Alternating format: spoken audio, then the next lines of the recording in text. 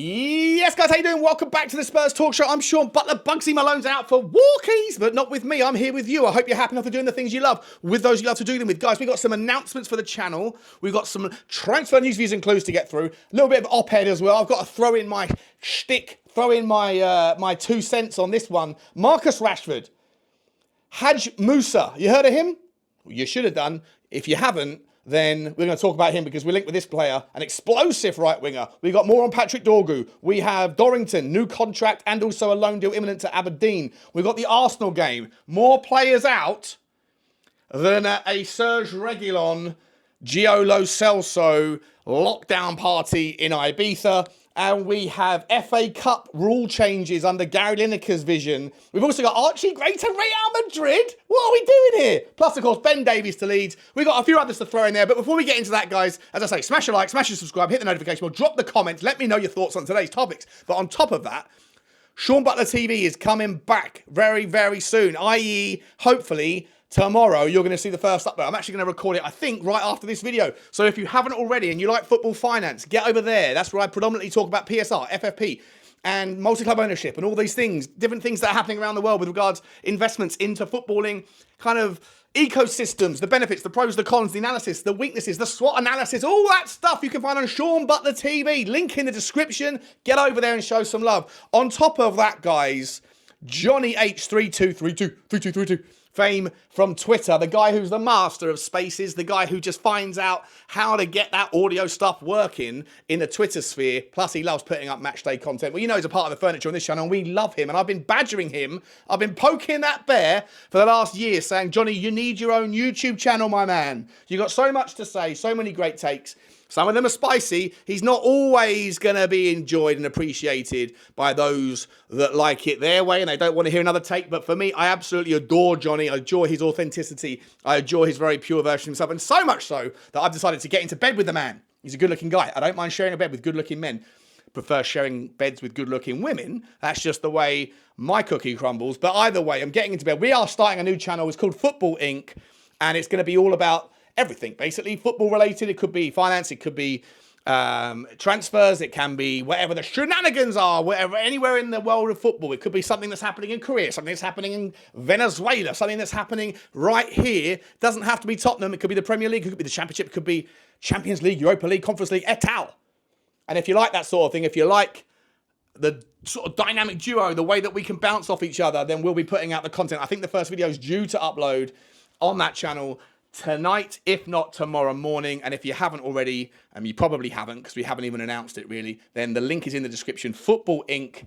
And the current logo, subject to change, is a picture of a football with a pound sign over the logo. So guys, get over there to Football Inc. as well and spread some love, predominantly for Johnny. But, you know, if you like me too, then throw some love that way. I appreciate it. Guys, let's get straight into this. Let's start off with Marcus Rashford, shall we? The on again, off again, the never goes away links to Tottenham Hotspur.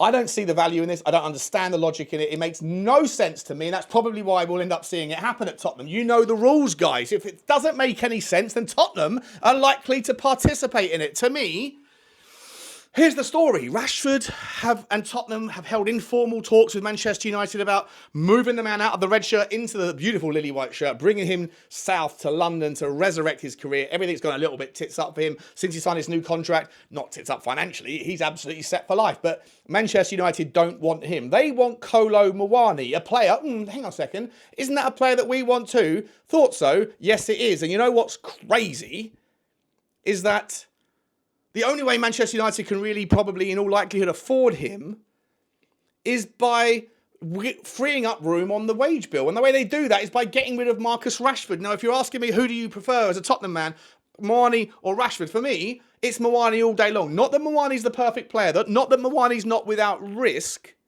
and not that MUANI's even that proven as a winger. He's more of a striker, and maybe Rashford is more proven as a left winger to give Sonny some competition. So I can see the merit. But for me, I've been saying this for ages. Let me know if you agree. But for me, this system is a workhorse model. It only works.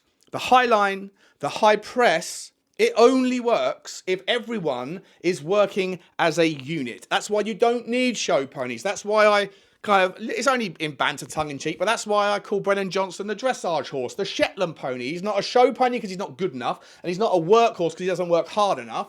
He's a Shetland pony, or predominantly the dressage specialist that probably wins the silver medal, not the gold. Now, maybe Marcus Rashford would win the gold because he does that trotting around on the spot thing all the time. Doesn't work hard enough. Now, on his day, Marcus Rashford is a game changer, an absolute top draw player when he wants to. But does he want to? He used to want to. In recent years, guys, how many times has he really demonstrated that he wants it? I say not enough. And when you consider that he's spent being paid 330 grand a week, and that Man United want to offlay some of that. They can't sell him. He doesn't want to go to, at least according to reports, he doesn't want to go to the one place that can pay his wages and that would happily probably wear that cost, because they can see the draw of having a kind of superstar in the guise of like an English Ronaldo, so to speak. Although Ronaldo, actually not too dissimilar, right? When under Ten Hag, Ronaldo didn't do the press, and that was why at some points, for many points in the early days, it was so easy to triangle your way through United, because if you don't press as a team, you don't win the ball back. And if 9 of your 10 outfield players are pressing, the whole thing falls apart. And that's what Tottenham need. You need people that are going to work hard off the ball and work well on it. Now, I've got no problem with Rashford at his very best on the ball, but even at his very best, he doesn't work hard off the ball. And that's why it doesn't make any sense. Furthermore, if we want MUANI, and one of the candidates that are going to steal the signature from us is Manchester United. And the only way that they can compete on the financial side of the deal, allegedly, according to reports, is if they offload people like him or a Casemiro or someone else. Then why, on God's green earth, would Tottenham want to take that loan, put him in there instead of MUANI? Because you're giving up on the chase of MUANI to one of your competitors that, unless it's Juve, will be Manchester United. And the only way that United are going to do it is if they get rid of Rashford. It's a chicken and the egg that Tottenham don't need to participate in. It doesn't make any sense logically. Not on the finances, not on the teamwork ethic, not on the value, nor on the fact that you are competitively imbalanced against Manchester United to the plus side without having to get involved in the Rashford deal. The second that you do that, you're then letting these guys sneak in the back door, and it doesn't make any sense. To me, I think the whole thing is ridiculous. On the KOLO MUANI deal, it ain't over, by the way. Moving on. Let's move on to KOLO MUANI. It's not over. He's been left out of the PSG squad for tonight, which suggests that there's something going to happen imminently. Doesn't want to get injured. Maybe he would have been left out anyway because he's just surplus to requirements. But for me, you think there's probably something going to happen soon. Now, is he going to go to Juve? Is he going to go somewhere else? Napoli? They're getting rid of Gyokeres. And then what's happening there? Do they want to bring someone else in? I don't know why we're not going after Kvich. To be honest, I think he'd be a perfect fit. He is a workhorse. He is a brilliant, tricky, one-on-one direct player that can do everything that you want. Plus, he can get back and work hard and help out Jed Spence, Jedley King, or Serge Reguilon, or Destiny Udogie, whoever. I'd love to see it. Maybe Kvich thinks that Tottenham are beneath him. I mean, I don't know. I'm not sure. Can't get into the minds there. Maybe that's a bridge too far. Maybe a player of that caliber is only ever going to go to a team that's in the Champions League, that's competing for titles, and Tottenham really aren't just there right now. So I can understand if that one's slightly out of the world of reason when it comes to can you put together a sales pitch. But that doesn't mean that you have to settle and go for second fiddle. And I don't know why the MUANI thing's falling over, why we seem to be giving up. Surely, as I've said it before, I'm not to go back on it, but surely, like, if United are in, why are United a bigger draw than Tottenham? Their brand isn't the same as it used to be. I don't care if you're a United fan and you're watching. Tell me why I'm wrong on that. You're not the same team you used to be. And if I'm entirely honest, since Ferguson, you're a B-Tech version of the team that you once were, and you're the second best team in Manchester by a country mile. Tottenham seem to beat you all the time. We dominate Manchester. Surely KOLO MUANI wouldn't look at United and think they're a bigger draw than Tottenham. Surely not. Under the crazy auspices of Ruben Amorim, that's right now trying to fit square pegs in round holes so he can get his team ready for the future under a 3-4-3 system when their current squad doesn't suit it. I'm not here to talk about United. I'm here to talk about Tottenham. To me, it just makes no sense. But for me, as I say, MUANI, the deal ain't done. It's not going to Juve just yet. He isn't going to United just yet. Tottenham are still in the hunt. These rumours that it's done, it's not done. I'm not saying it will end up with Tottenham, but we don't know. But for me, these two deals are intrinsically linked. He doesn't go to United until Rashford finds a home, in my opinion. And I don't know why we're looking at Rashford. It doesn't make any sense. MUANI for me, still, I don't mind if we don't go for MUANI for other reasons, but it shouldn't be because of any of the crazy stuff I've already just talked about. Let's talk about Patrick Dorgu. That story is back on. 50 million euros, 42 million pound is apparently the asking price. That's the deal. If you want it, that's what you've got to pay. And these are the teams that are looking and thinking and looking through their bean counter. Tick, tick, tick, tick, tick, tick, tick. Have we got the money? Tottenham have got the money if you want to make it happen. But we're up against, apparently, Manchester United, Chelsea, Liverpool, Manchester City, Juve, AC Milan, Napoli, Atalanta, Leverkusen and RB Leipzig. Now, competing against these teams always is difficult, but most of those teams are not necessarily up against FFP issues right now, but a lot of those teams have got to do some things, got to move money around, got to move players in or out, and Tottenham have an absolute fit right now. You've got space in the squad. You don't need to sell anybody to bring them in. We need a left back. We need a left winger. We need a right winger, and guess what? Dorgu can do all of them. He can do all of them.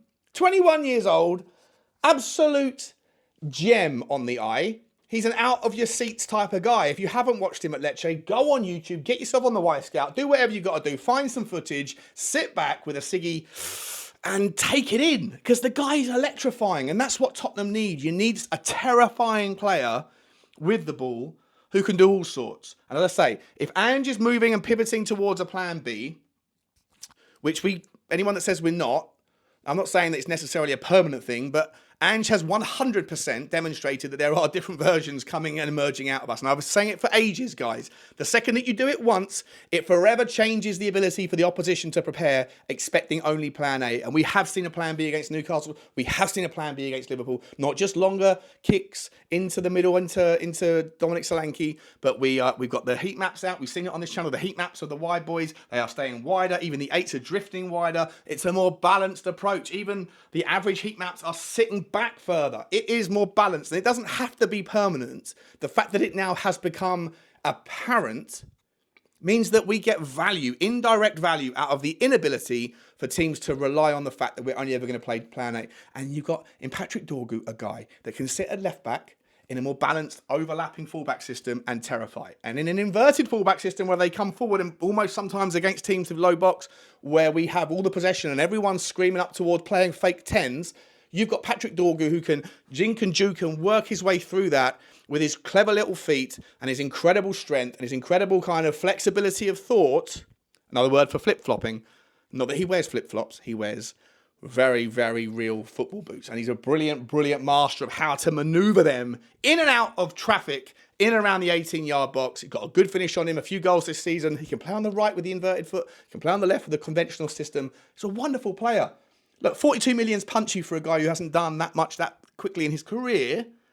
But that's just the way the world is. That's the market. If you want him, and all these other teams that I've mentioned, the big boys around European football are looking as well, then, you know, at that point, difficult to compete on the sales pitch. It's far easier to compete if you just get the money out, Daniel. And as I said in a tweet a couple of days ago, according to Swiss Ramble, shout out to that man, absolute genius with the finances, love reading his stuff. Get over to Substack and subscribe to him if you're interested in the same stuff I am.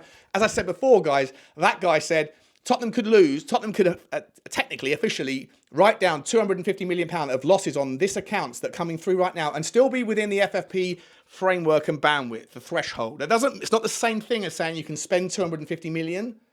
It's completely different. But I'm just saying there's lots of wiggle room. I'm not even advocating that we spend that much money, so don't mix words. But there is wiggle room, and there is cash, and there is room on the FFP. There's room on the wages as well. Don't forget, all those things are true. They are all true, and they should be utilised when the opportunity strikes. And we're already halfway through the month. Already halfway through. Let's see what happens with Patrick Dorgu. If we get that one done, that is a massive tick. Massive tick. Hits the youth system profile that we're looking for. Hits the versatility that Ange looks for. Hits the exciting player that the fans need. And £42 million isn't that much these days, is it? You know? Probably some of your electricity bills last month. Ridiculous. Blame the government.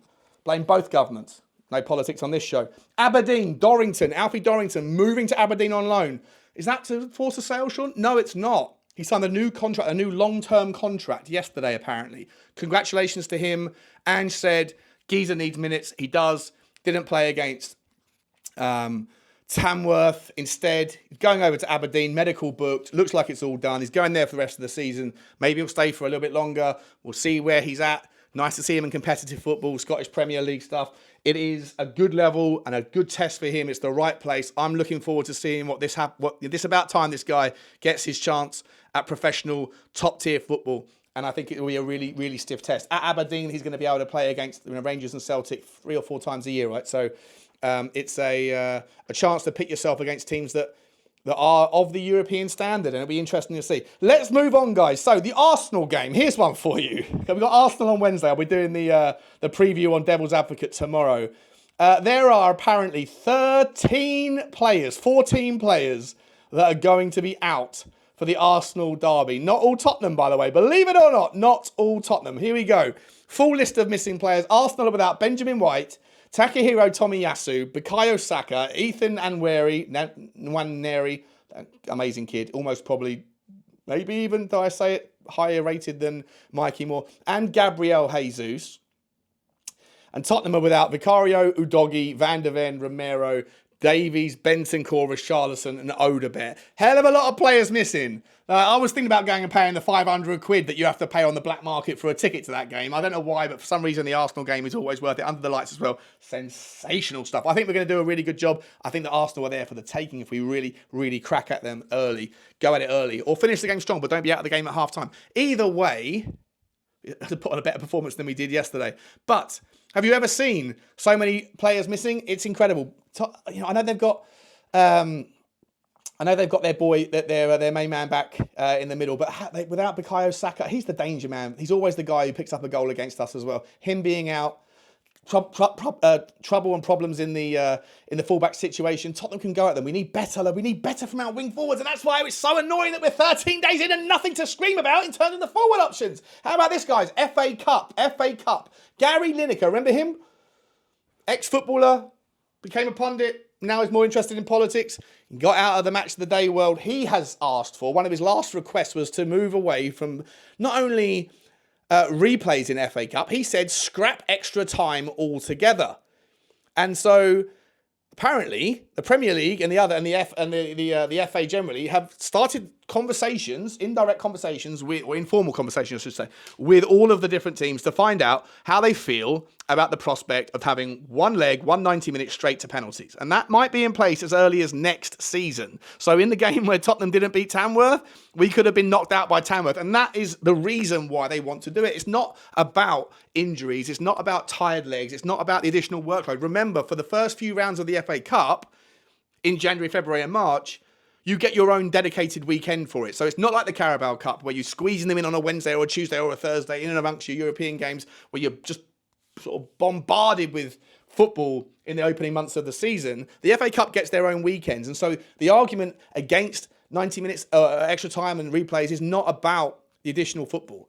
It's about trying to find more upsets, allegedly. And that would have happened potentially yesterday because you get to a penalty shootout against Tamworth. I would probably back Tamworth, if I'm entirely honest, given how well they did to get there. And fair play to Tamworth, by the way. Fair play to them. Anyway, let me know your thoughts on that. FA Cup, no replays, no extra time, 90 minutes and straight to pens. Interesting. It won't affect us this year, but it might be in for next June. Next story, guys. Archie Gray to Real Madrid. What are we doing here? Such is the ridiculously impressive start to his campaign as a Tottenham player. Rumours are that Real Madrid are looking at him as the replacement for potentially 3 or 4 players at Real Madrid that are all getting on a little bit. And they see this 18-year-old as a superstar. Now, listen, I would usually say when Real Madrid come calling, if there's truth to the rumour, button it up, squeaky bum time, because it's probably going to happen, because Real Madrid always get their guy. Archie Gray doesn't strike me as a guy who is going to have his head turned that early. He also doesn't strike me as someone who comes from a family who's going to run before they walk. He comes from that very, very high stock, good stock of footballers. Andy Gray, his father, I think it is, and the grandfather, whose name escapes me. Look, he's a very well-grounded young man. He's got the world at his feet. I said before we signed him, we have to sign this guy. I don't care how much it costs. I was aware. If you play 45 games in the Championship for Leeds last year, even though it's in the Championship, there's something about that. And the second he came in, I was all about this kid. So I was all about the kid before we got him. I've always maintained this guy is the guy. Anyone that says, oh, we're buying young players, if you're old enough, you're good enough. He's good enough. So he's old enough. And I can't wait to see him blossom at Tottenham. I don't believe, even if Real Madrid come in and put in a silly bid of, say, 50, 60 million, I don't believe Daniel Levy would sell. I think he'd be mad to. We're not a selling club anymore, nor do I think that he would necessarily want to go over there just yet. But time will tell. We shall see. The only part about this story that's a little bit worrying is, according to reports, he's learning Spanish. I don't know if it's true or not. I don't know. Here's the last one, the last two for you guys. Benjamin Davies. More stories about Leeds trying to get something done in January. I said in the last video that apparently he's going to go there at the end of the season. Apparently, in actual fact, the story is that they want to sign him now. And that is where the link to Archie Gray's brother comes in. Because I said before, so it don't really make sense. Why would you do a swap deal for Ben Davies if he's out of contract anywhere in the summer? The truth is apparently that it's going to happen soon. Now, I don't understand why Leeds would want to buy an injured player. And I don't understand why Tottenham would let go of a player when we are so bereft of any experience in that area because of the injuries. Now, obviously, hopefully they're all going to come back fighting fit very soon. But I don't know if Ben Davies is at the top of the list of people coming back. And it won't be that long, surely, until all these guys are back. And then Ben Davies is playing second fiddle again. Then what happens to Archie Gray?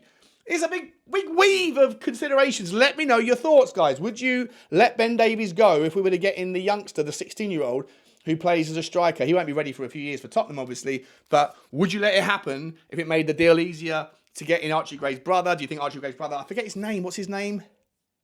I forget his name. I haven't got it in front of me. Forgive me. Lack of preparation. Butler, you've done it again. Butler. Last story for you guys. Have you heard of a player called HADJ? HADJ Mover. El HADJ was a player from Liverpool about 20 years ago. Let me know if you remember him. HADJ MOUSSA, the Morocco, he's Algerian, 1m76, place of birth Paris, plays for Feyenoord. We love Feyenoord players over here at the Spurs Talk Show. I'll never stop talking about Feyenoord players. From David Hango to Santiago Jimenez and everyone in between. It's crazy. But this guy plays out on the right wing and he's a left wing specialist, a dribbler. He's a bit of a bully, got amazing quick feet. Kind of reminds me a little bit of like an Adel Taarabt. Remember him, right? I don't know if he's as crazy as that guy. I don't know if I think they come from the same part. I think were they both Algerian? Was Taarabt Algerian? I can't remember. Or was he Moroccan? He was North African, right? Anyway, let me know. I'm asking you for a lot. There better be a lot of comments. Answer them 1, 2, 3, 4, 5 as I've asked them, okay? Sequential, please, people. Otherwise, I get confused with my sieve brain. Anyway, only started 33% of minutes for Feyenoord this season. He's rough. He's raw. 14 appearances, 3 goals, 1 assist. If you haven't already, go and check him out on YouTube. If that's where you get your footage from. Massively, massively cool player. I really like this guy. Don't know enough. Haven't seen enough about him to be able to sit here and say whether he's ready or not. I don't think he probably is. He's 22 years old, so he's still young, but he's not like, a baby. But he looks really cool. He's got a powerful shot on him. He's happy to have a crack. He's happy to lay things off. 2-footed, got that low centre of gravity, like a little boxer. Whoop, whoop, whoop, whoop.